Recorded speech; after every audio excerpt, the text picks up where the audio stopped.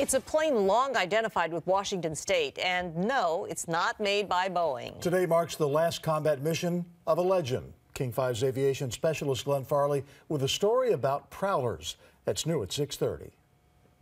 Watching King 5.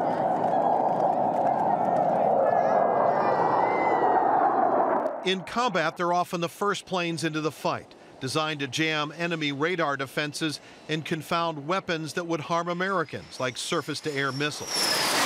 For decades, every U.S. Navy aircraft carrier deployed a squadron of EA-6B Prowlers. And the home of the Prowler is Naval Air Station Whidbey Island. And while the families of pilots and crews hold another homecoming after months of separation, for the airplane itself, this is the last welcome home. It wasn't the handsomest airplane, but it was very capable in its mission. It was fun to fly. It was kind of a Cadillac. And taking a last look are the pilots who flew the plane in its younger days, like Zip Trower.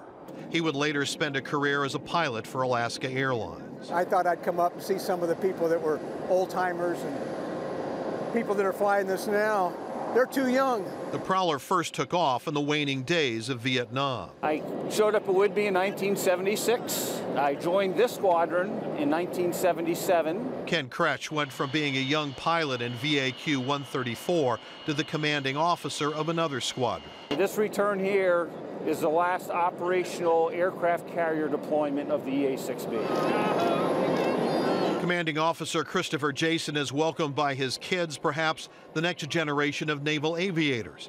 But the pilots are just part of the team. Every single sailor in our command gave absolutely everything they had to make this a success, and it was a success. We can retire the Prowler with honor. For pilots flying them now, they'll transition to the next generation of electronic warfare planes, the EA-18G Growler.